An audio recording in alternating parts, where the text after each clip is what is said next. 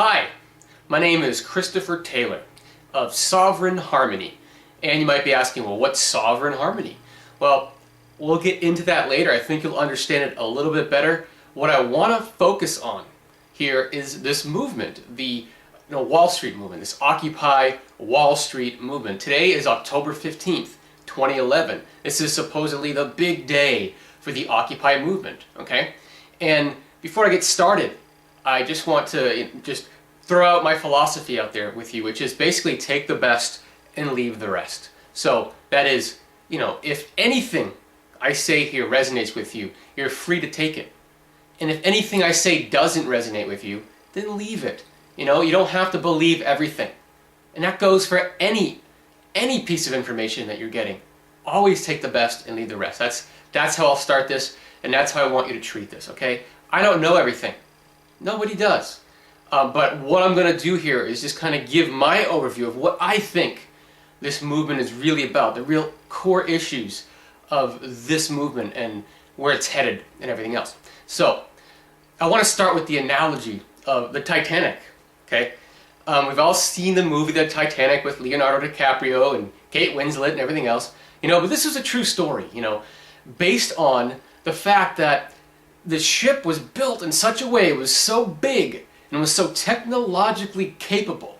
They built it with these compartments that were designed to withstand selective flooding, basically. So one compartment floods, the others don't, the ship doesn't sink.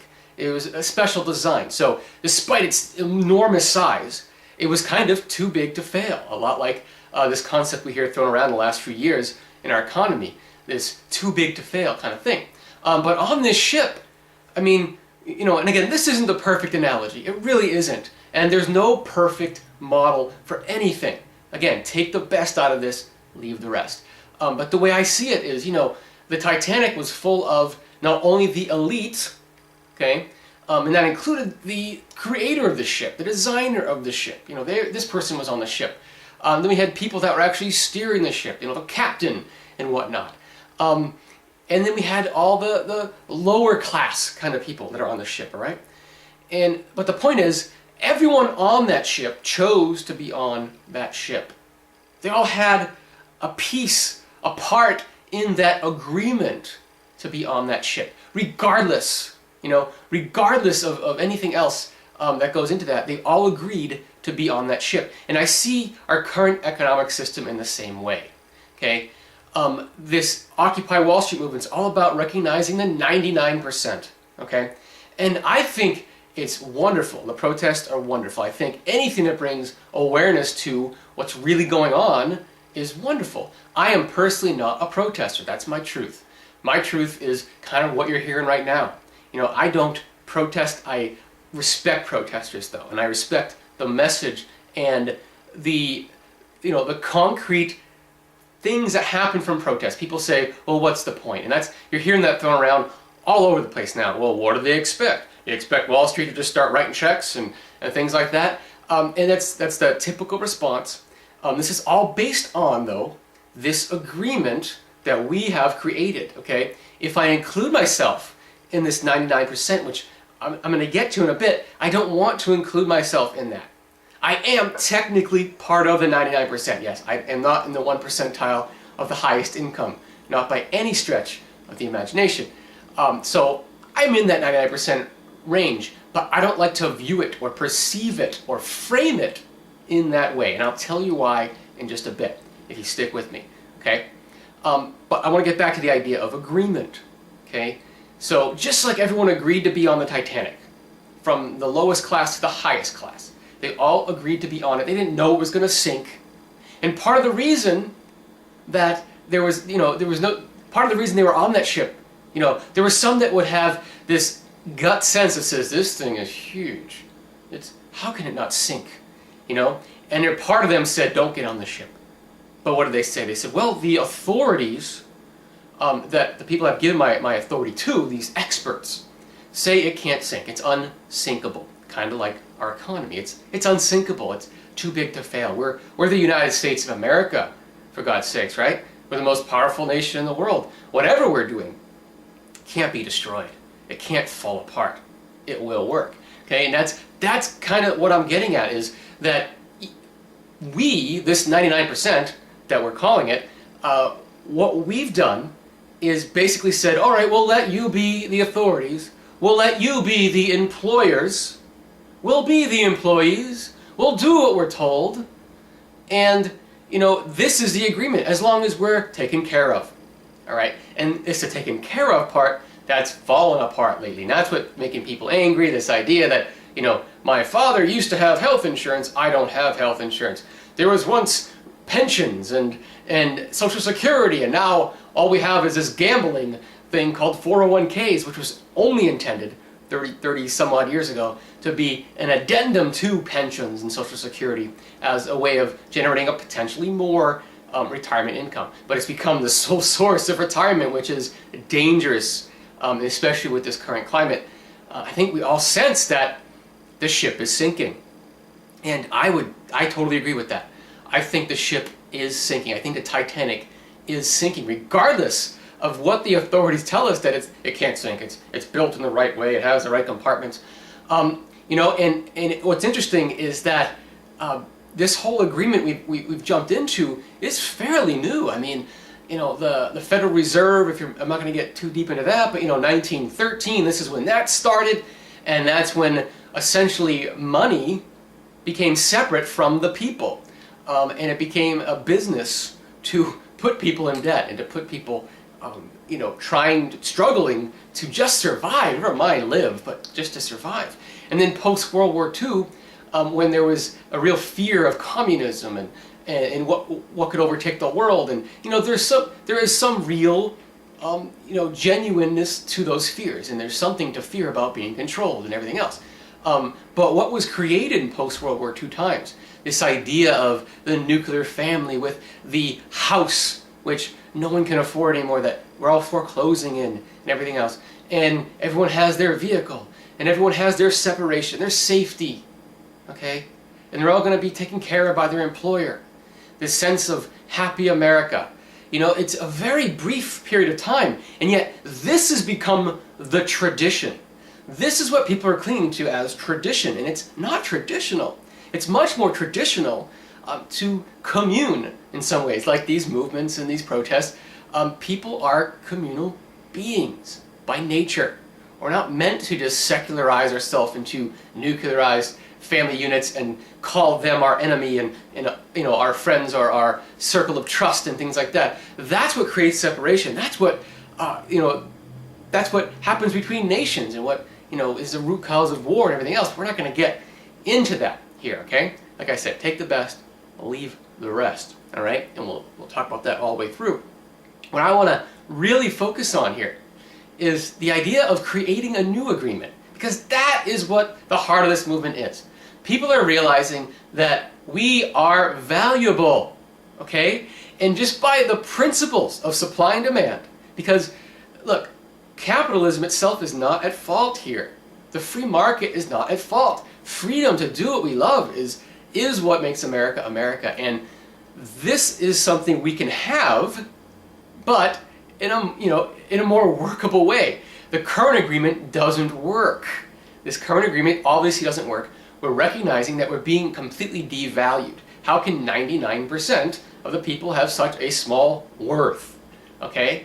And so this is what this movement's about to me, is about recognizing self-value. Okay? And the first step to that, the very first step to that is to recognize that just by the laws of supply and demand, the principles of supply and demand, if you lump yourself with the 99%, what are you actually doing? You're basically increasing massively the supply of replaceabilities, okay? Replaceables. I made up a word, replaceabilities, whatever. But you're basically amassing yourself amongst replaceables. There's a huge supply. The worth crashes, all right? How do we increase our demand? How do we make ourselves more valuable? Well, you have to first realize that with 315 million people in the United States, that makes you 0.0000003% of that entire population. That's 3 times, it's basically 3 times 10 to the minus 7 if you're out there in the math world. See, personally, I am pretty well educated, 2 master's degrees, and a lot of student loan debt. You know, I'm right in this same fray. I get the whole purpose of the movement, but I want to talk about that too in just a minute. But the idea is, I view myself, I perceive myself, I frame it that I am that small chunk, okay? And because I'm in such limited supply, that is my value. And anything I add to that increases the value from there, okay? And part of this agreement we're in also deals with this, you know, that backlash you get with the sense of what do the protesters really expect?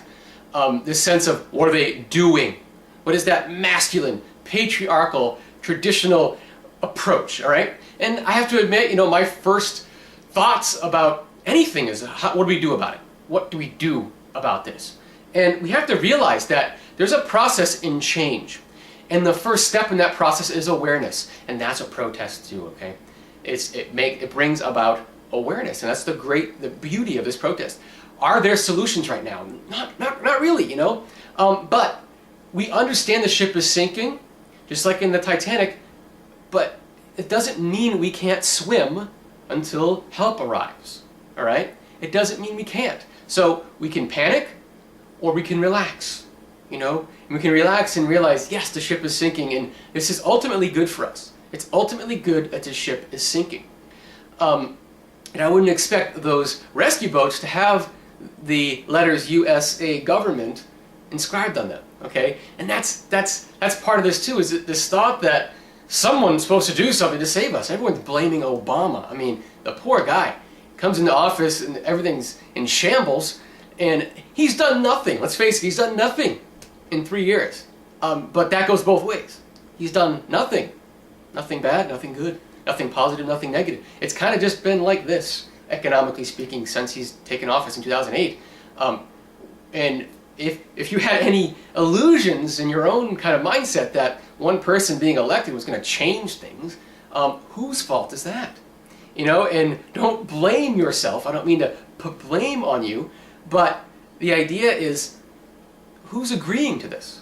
You know, we all have part in this agreement. I admit, when I got student loans to get my master's degrees, that I bought in to the myth that I would earn extra money, therefore be able to pay off this extra debt. And of course, 2 layoffs later, and you know, here I am, still haven't had a full-time job in just about 3 years, okay?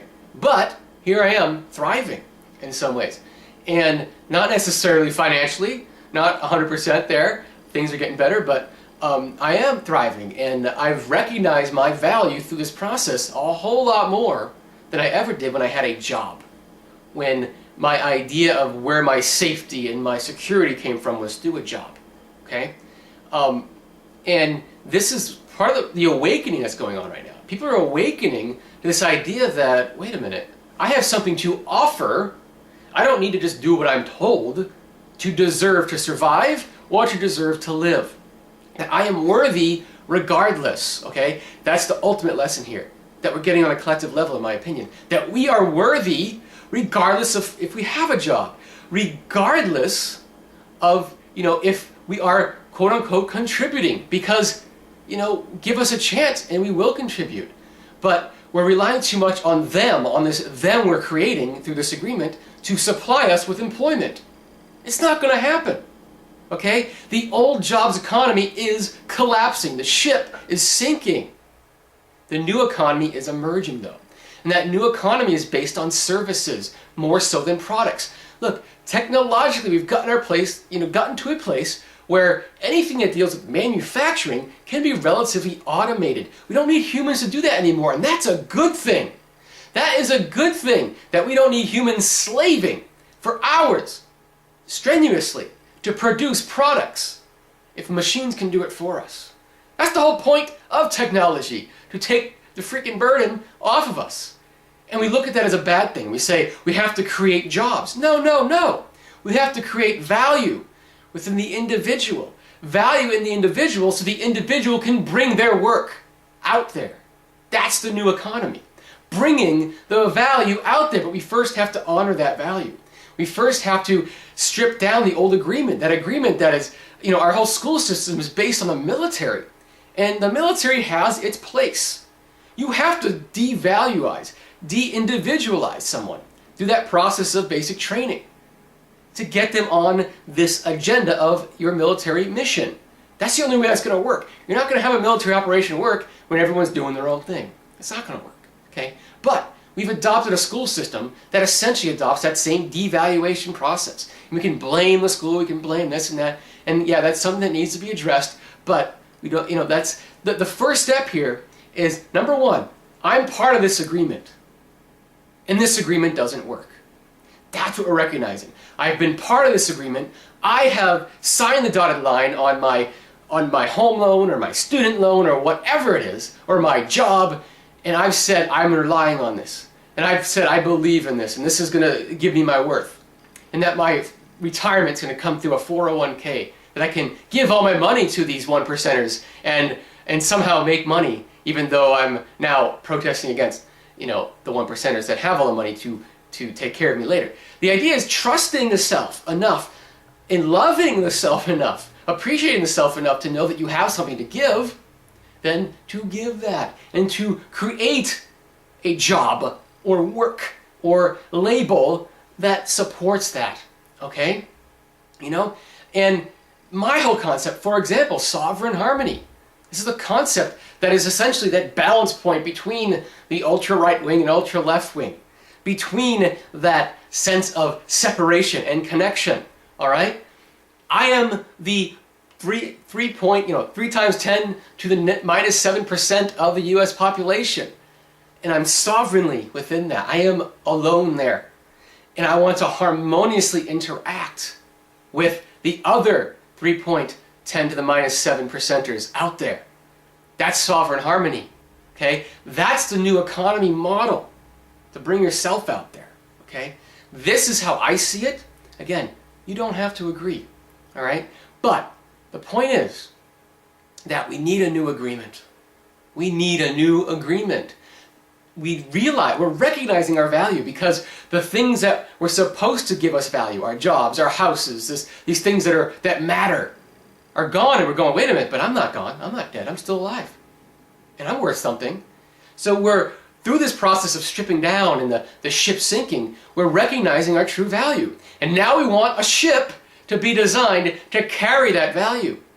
Okay? And the system, as it exists, will not support that. And we know that. We have to trust that we can swim. We have to trust that when this ship sinks, that we will swim. Okay? And you have a choice, in the movie The Titanic. Remember the musicians, okay? When the ship was going down, there was a bunch of people panicking. But they continued to play their music. You have a choice. You can run around panicking, trying to say, oh, the ship, don't sink, don't sink, don't sink. Or play your freaking music. If you don't know what your music is, discover it. That's another thing that's come out of this whole period is people have had time to discover their own music, their own unique work, their own input. That's the beauty of this movement. So I want to leave you with that. Become your own authority in this. Stop giving away your authority to others, to an employer, to whoever's in charge of your 401k. All right? Put the authority back in you. If you feel like that ship just doesn't work for you, if you feel like that ship is going to sink, like, okay, I can see how a no-interest loan makes sense for now, but it doesn't make sense in the long run. Don't get into that, but at the same time, forgive yourself. Forgive yourself for making mistakes. You're not perfect. I'm not perfect. And guess what? Those execs up there in the 1% aren't perfect either. The best thing we can do is recognize our value, forgive ourselves for entering into contracts and agreements that don't reflect our value. Then have the compassion to recognize that even those 1%ers are part of us. They're on this ship with us. They're going down with us. They need compassion now more than anything. Okay? That's what I'll leave you with. You are not the 99%. You are the 3 times 10 to the minus 7%. Own that and share that. Thank you.